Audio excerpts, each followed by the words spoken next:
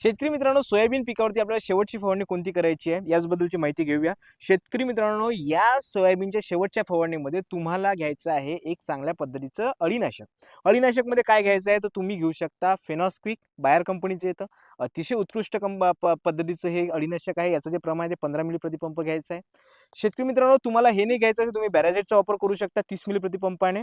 अळीनाशकाचं चांगल्या पद्धतीचं काम हे करते. त्यानंतर आपल्याला यामध्ये बुरशीनाशकाचा वापर करायचा आहे. हारू घ्यायचा आहे. हारू कायसाठी घ्यायचा आहे, यामध्ये टेबुकोनाझोल प्लस सल्फर आहे आणि सल्फर दाण्याच्या वजनासाठी देखील काम करते, म्हणून याचं जे प्रमाण आहे 40 ग्रॅम प्रतिपंप घ्यायचा आहे. सोबतच मित्रांनो, यामध्ये तुम्हाला बीन्सचा वापर करायचा आहे. बीन्समध्ये काय आहे, तर जिब्रेलिक ॲसिड 0.001% आहे, जेणेकरून सोयाबीन पिकाचं जे दाना भरण्यासाठी हे मदत करत असते.